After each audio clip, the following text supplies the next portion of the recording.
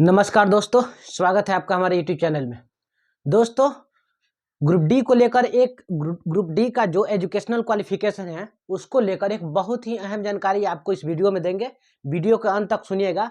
क्या आपके लिए नुकसान हो सकता है एजुकेशन क्वालिफिकेशन को लेकर और क्या आप आगे चल के फायदा हो सकता है उसके बारे में पूरा डिटेल से बताएंगे। ठीक है, आप सभी को दोस्तों पता होगा, वीडियो के अंत तक देखिएगा तभी समझ में आएगा। ठीक है, आप सभी को पता होगा कि ग्रुप डी ने इस बार जो अपने जो ग्रुप डी के लिए जो योग्यता है, एजुकेशनल क्वालिफिकेशन की बात है, वो ओनली न्यूनतम क्लास 10th रखा है। ठीक है, न्यूनतम क्लास 10th रखा है और अधिकतम की कोई बात नहीं किया है। ठीक है, अधिकतम कहीं तक के लोग बीएमए बीए जो एमए कर चुके हैं, बीए कर चुके हैं, ठीक है, बीएड कर, डीएलएड कुछ भी कर चुके हैं, सारे लोग आईटीआई कर चुके हैं, वो लोग डिप्लोमा कर चुके हैं, वो लोग सारे लोग इसमें फॉर्म डालते हैं। आप सभी को पता होगा, ये बात आप सभी को मालूम होगा। लेकिन ये जो अभी बात आपको बताने वाले हैं, ये बात आपको कोई नहीं बताएगा। वीडियो में जो बता रहे हैं ध्यान से सुनिएगा, आगे चल के इस चीज का फायदा आपको मिलेगा। जो लोग अभी फॉर्म डालिएगा, जो लोग डाल दिए हैं उनका भी, उनके बारे में बात करेंगे, जो लोग डालने वाले हैं फॉर्म को उसके बारे में बात करेंगे। देखिए, रेलवे की तरफ से आप सभी को पता है कि ग्रुप डी का जो न्यूनतम क्वालिफिकेशन है वो ओनली क्लास 10th रखा गया। आप सभी को पता है ना, न्यूनतम क्लास 10th रखा गया।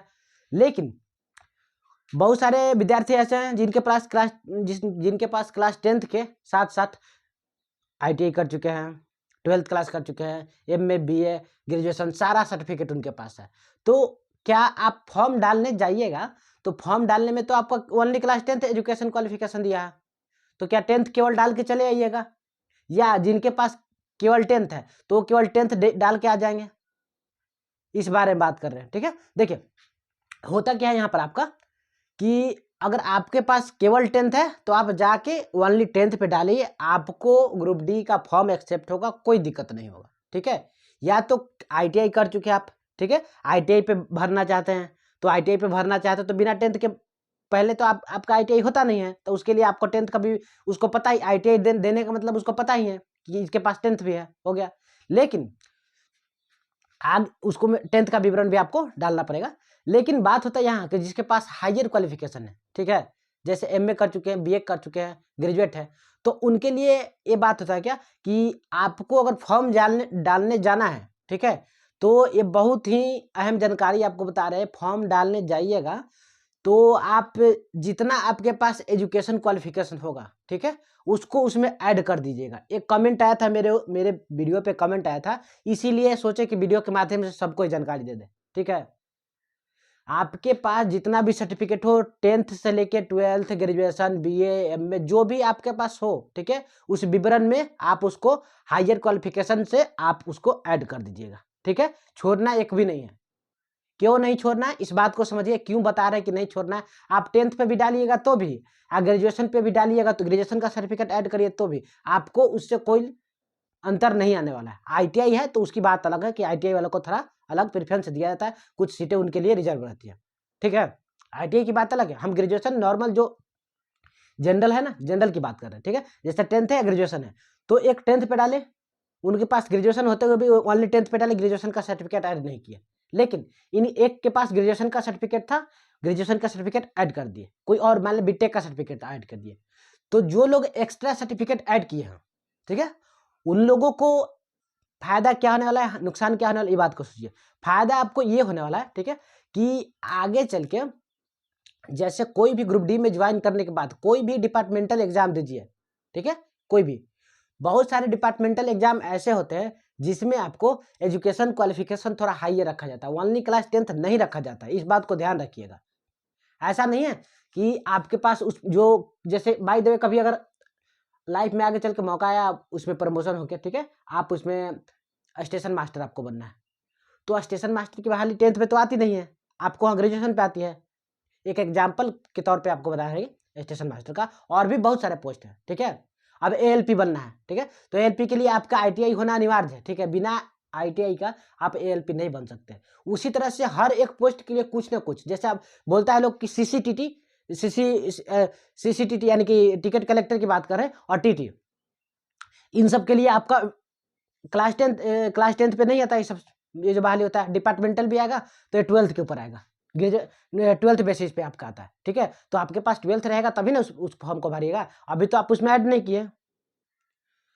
तो अभी तो आप उसमें ऐड नहीं किए हैं, तो क्या आगे चल के आपको डिपार्टमेंटल एग्जाम देंगे तो उसमें सीसीटीवी माने अगर टिकट कलेक्टर और एक और पोस्ट आता है ना टिकट एग्जामिनर ऐसा करके टीटी और कुछ दूसरा भी पोस्ट आता है, ठीक है, उस पर अगर आपको मौका नहीं दिया जाएगा, ऐसा बिल्कुल नहीं होगा। जो लोग नहीं डाले हैं वो लोग डरिएगा मत, ठीक है। जो लोग अपना 10th के बाद ऐड नहीं किए उनको डरने की बात नहीं है, लेकिन जो लोग अभी बचे हुए फॉर्म डालने के लिए इंतजार कर रहे हैं, ठीक है, फॉर्म डालने के लिए इंतजार कर रहे हैं कि कहाँ से फॉर्म डालें, कौन से पोस्ट चूज कर, अभी भी बहुत सारे लोग ऐसे हैं जो वेट कर रहे हैं, ठीक है, वेट कीजिए, लेकिन डेट खत्म होने से पहले डाल दीजिएगा, नहीं तो बाद में फिर सर्वर डाउन होने लगता है, समझ गए।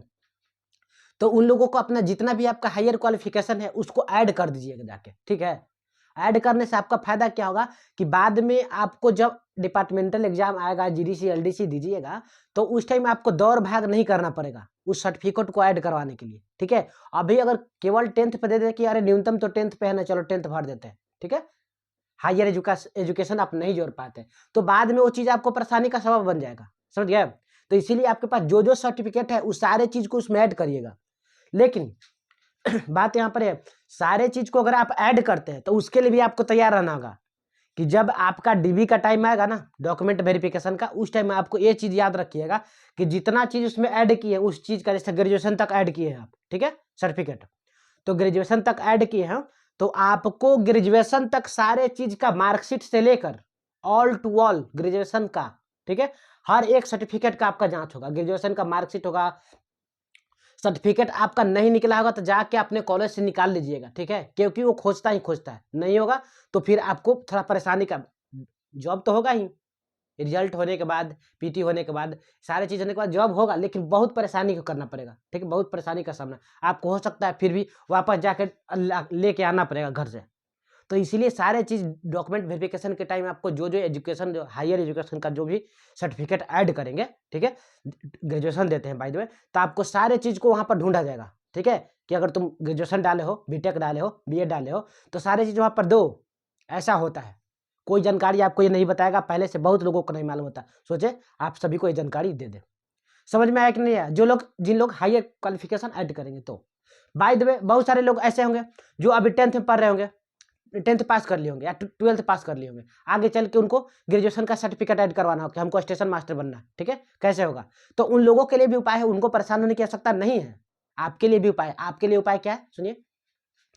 अगर आप फिर जैसे आप 12th पास कर दिए, जो बहुत लोग 10th पे भर रहे हैं, ठीक है, 18 साल पूरा हो गया, बिना 18 साल से पहले तो आप भर नहीं सकते, पता है आपको, 18 साल पूरा हो गया, बहुत सारे लोग ऐसे होता है 18 साल पूरा होता है 10th में पास ही कर पाते हैं। 12th में अभी जस्ट एग्जाम आपको हो रहा है, अभी हो रहा है, जो जनवरी में एग्जाम आपका हो रहा है, अभी हो रहा है, ठीक है, तो अभी आपका एग्जाम हो रहा है और आपके पास तो आप 10th का सर्टिफिकेट खाली ऐड कर पाएंगे आप, क्योंकि 12th का कुछ तो जिक्र है नहीं आपके पास।